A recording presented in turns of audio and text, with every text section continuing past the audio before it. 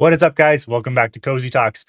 This week, UFC Seattle. Today, we're talking about our breakdowns, giving you guys a bit more of a refresher, talking about all the fights with a little breakdown, giving you guys a little bit more info the closer we get to the fights, more news, if there's any updates, getting closer to fight night.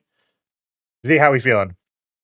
Oh man, I feel great. I feel great about this card. I mean, like we said numerous times, we're going to be there. We're going to be Mhm. there in person. But this is just a little bit of a mini predictions and breakdown. We're going to Mm. go through the entire card and just remind you guys a little bit of a recap, a little bit of a replay. Let's get into it with the first fight of the night. First fight of the night, Alexa Tainara, Bruno Brazil. I was on Alexa Tainara, still on Alexa Tainara. Yeah, same here. I really do think Alexia Tarnara is very live to get a finish inside the distance here. Moving into the next fight, I am still on Ricky Simone. I believe Ricky Simone is live as well to get a knockout or to get a finish inside the distance here. If not, I mean, I think Ricky Simone will get a decision win as well. Yeah, I'm on Ricky Simone. The way I feel about this, it's like it's technicality versus power. I think the power lies in the hands of Simone. I think the more technical side of it, the guy who could probably get more volume off would be Yanez. But I think since Simone carries more power, I think he's gonna be able to get a lot more done in this fight. So I think I got Simone going the distance in this one. It is a short notice fight, so we'll see how these guys look come fight night. Next fight of the night, though, in the prelims, we got Navajo Sterling, Bruno Lopez. Got a city kickboxer, guy who trains with Izzy, guys who trains with all those guys over in Australia, and it's some of the New Zealand guys. Bruno Lopez on the other side.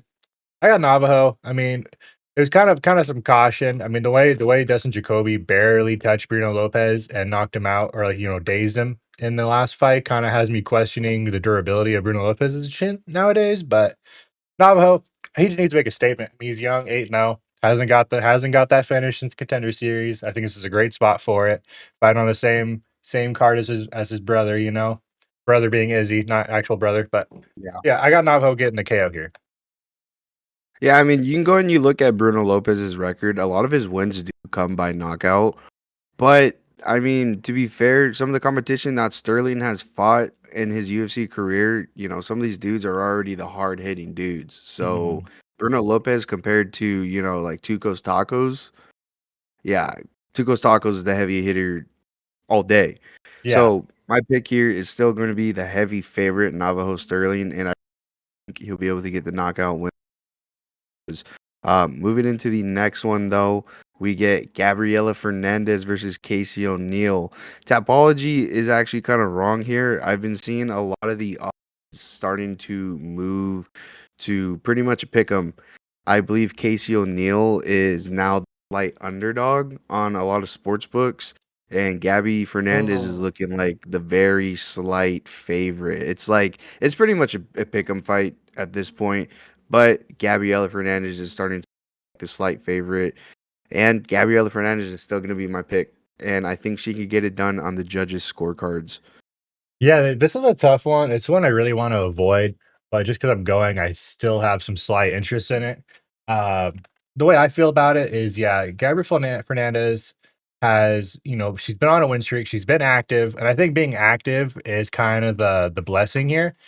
When you think of girls that are inactive, like Casey O'Neill has been for the last year, it can be two things. It's either a blessing or a curse, and Yeah, sometimes it works out, like we saw with Mizuki. She was out for what was it, 3 years or 2 years or some shit, comes back, and then it she was a long time. and she walked through, the girl she fought. Who knows what we're gonna see out of Casey O'Neill. Gabrielle Fernandez, I think she's just, I think the activity is just gonna be in her favor, so I think she's gonna, edge it out in the scorecards, in 29-28 fashion.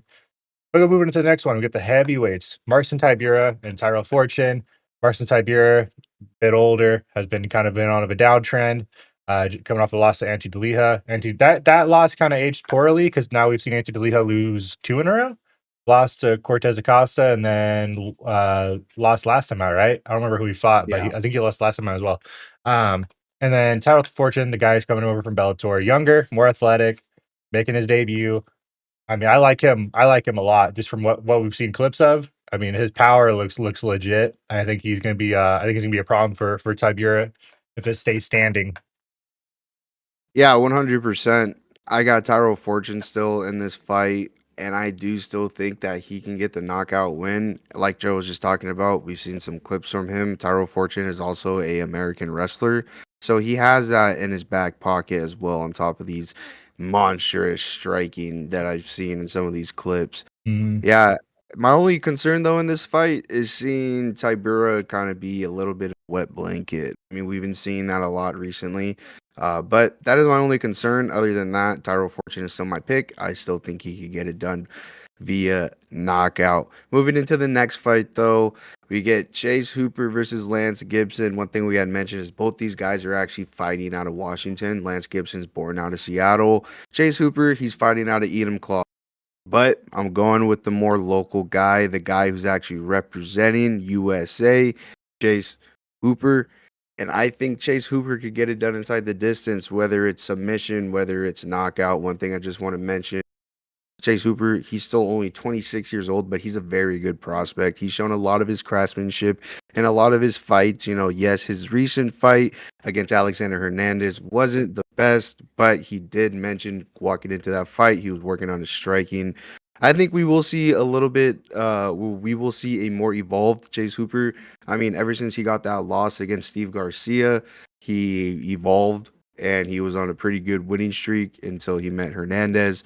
So my pick is still going to be Chase Hooper in this fight. I think he could get it done inside the distance.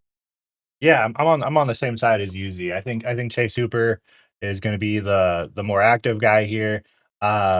We've seen him grow inside the UFC. I mean, he's been a better fighter as of late. He knows what his weaknesses is, which has been his striking. I mean, that's kind of a given. We know that he's like a really good wrestler, really good grappler. He's got some elite jujitsu. I mean, we don't know much about Lance Gibson. I mean, he's younger, has less experience. We knew he came on a short notice and got handled by King Green, somehow took to a split. He's older. He is older, just doesn't have the same fight experience as Chase Hooper. Chase Hooper has already, fought double the fights he's fought. Um, I think this is another kind of proving ground fight for Chase Hooper. Funny enough, I think people are starting to maybe think that Lance Gibson has a chance here. I've seen a lot of decision plays on Lance Gibson. But I think Chase Hooper, just the experience alone, will get it done. I think a decision win is very likely.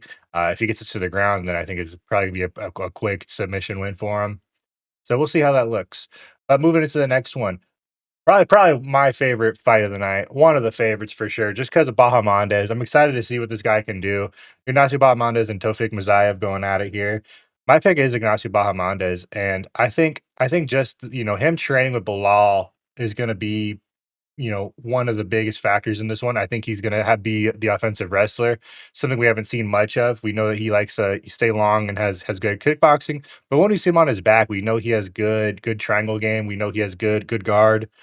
I think he might be able to get a low key, might be able to get a submission in this one, even though the KO is probably way favored. Yeah, Ignacio Bahamondes, he's pretty much the same thing, as I was talking about with Chase Hooper. He's a young prospect, but he's also shown a lot of his craft inside the octagon. He got the submission win over Jalen Turner. He also finished Manuel Torres in the first round.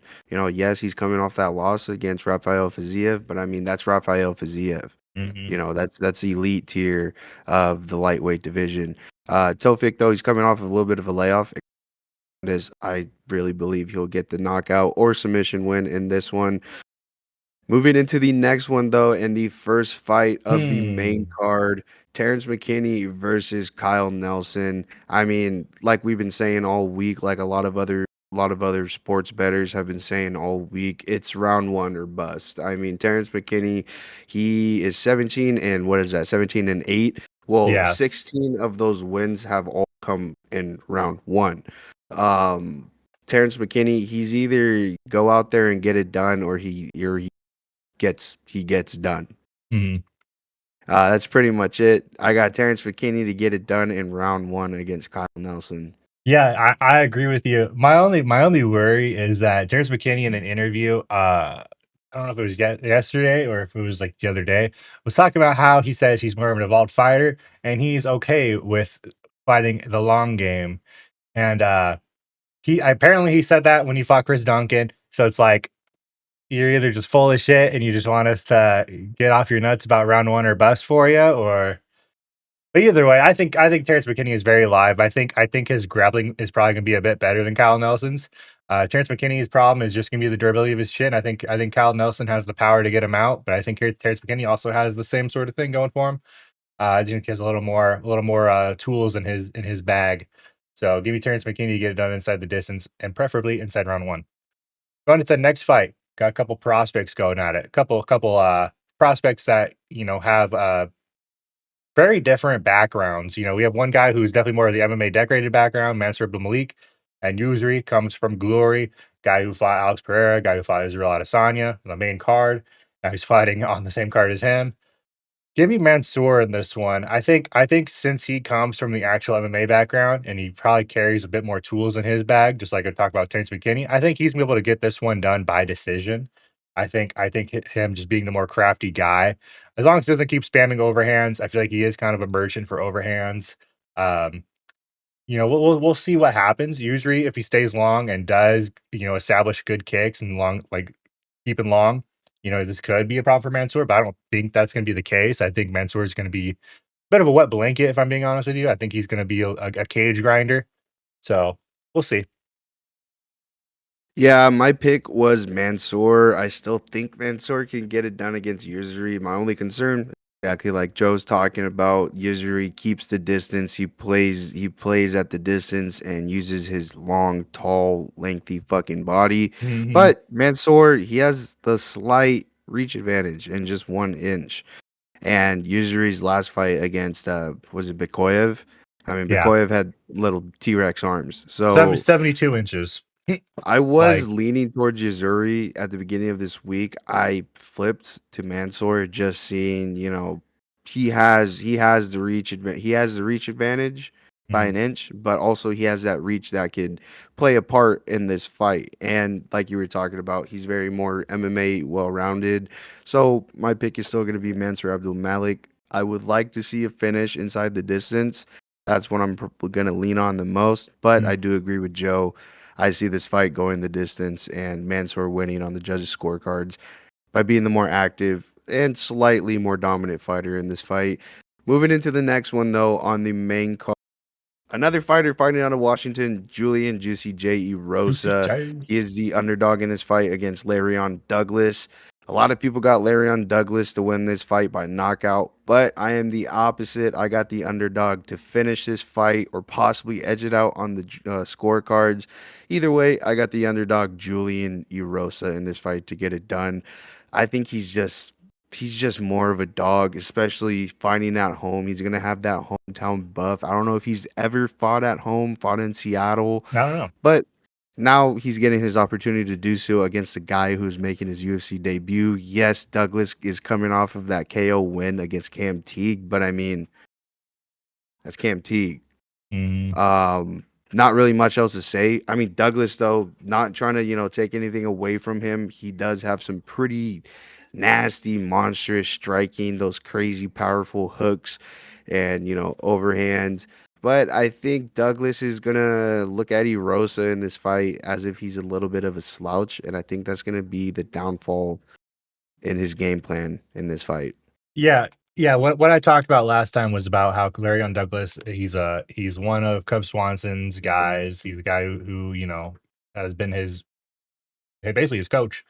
Uh Julian Erosa, I mean, he's still around. He's been in the UFC for a while. He's solid. I mean, his striking is decent. It's not as good as his grappling game. He has a lot of wins by submission, and I think that's gonna be the road to victory for him. I think as long as he can grind it out.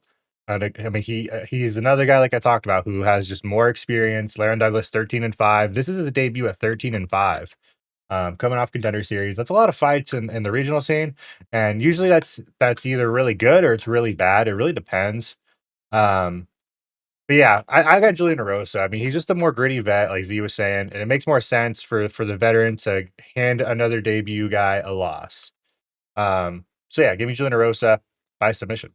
Go to the next one, the retirement fight. Ooh, whoa, whoa, whoa, whoa, whoa, whoa, whoa. You're just gonna sneak that submission play in there? Okay. Yeah, I got Michael Chiesa. I think he's gonna be able to handle the Nico Price short notice Nico Price, 6-week Nico Price with ease. Uh, hold on. We'll restart that, Z, because I think I didn't read your text because I don't know what you're saying.